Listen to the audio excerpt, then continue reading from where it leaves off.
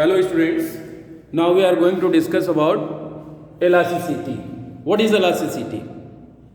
Actually, there are some materials or there are some bodies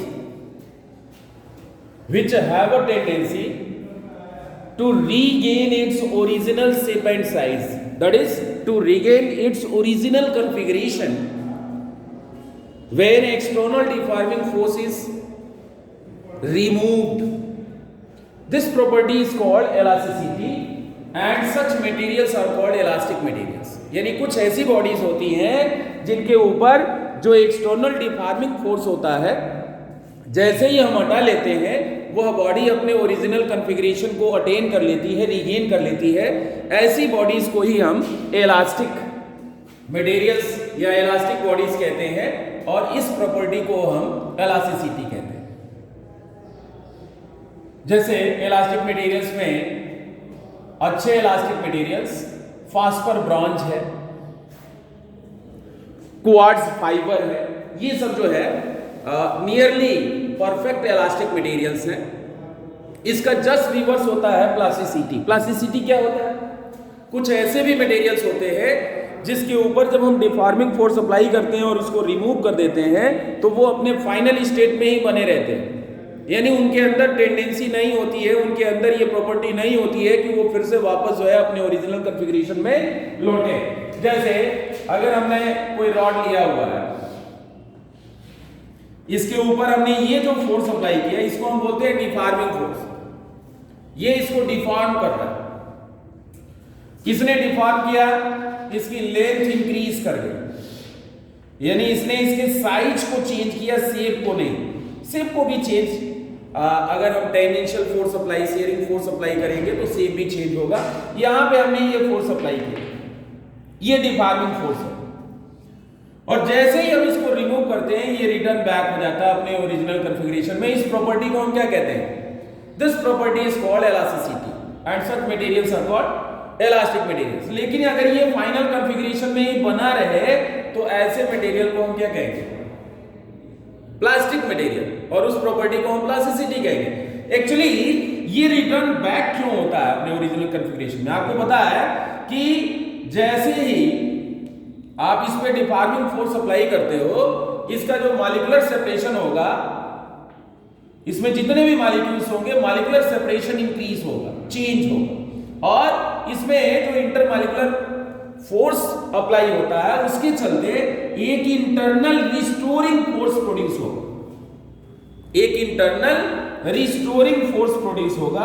ये restoring force है, internal restoring force, restoring force produce होगा. ये हमने deforming force apply किया, deforming force, deforming force.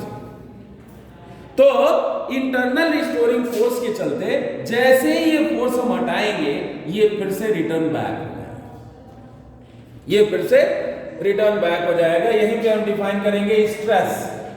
What is stress? The internal restoring force acting per unit area is called stress. यानी stress is equal to restoring force upon area. Restoring force upon area. Actually equilibrium position में जो restoring force होता है और जो deforming force होता है दोनों एक दूसरे को बैलेंस कर लेते हैं. Deforming force is equal to restoring force upon cross sectional area. यानी ये हम लिख पाएंगे एफ अपॉन ए. इसकी यूनिट क्या हो जाएगी? न्यूटन पर मीटर स्क्वायर और पास्कल. डायमेंशनल फार्मूला होगा ml-1 t-2, और सीजीएस सिस्टम में इसका जो यूनिट होगा डाइन पर सेंटीमीटर स्क्वायर. तो इस तरह से हमने स्ट्रेस डिफाइन कर लिया. The internal restoring force acting per unit area is called stress and internal restoring force is equal to deforming force. So stress is equal to deforming force upon area. अब ये stress कितने तरह का हो सकता है? इसको ब्रॉडली जो है हम पहले हम लिखते हैं normal stress. Normal stress, normal stress क्या है? When the internal restoring force acts perpendicular to the surface of body, then the stress produce is called normal stress.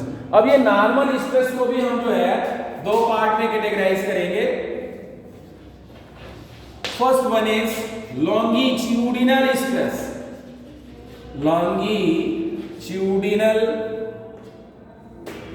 stress, and second one is volume stress, volume stress। longitudinal stress क्या है? जैसे दो situations हो सकती है। आप कोई rod लीजिए और रॉड को ऐसे इधर भी फोर्स अप्लाई कीजिए, इधर भी फोर्स अप्लाई कीजिए। What will happen? इसकी लेंथ इंक्रीज करेगी।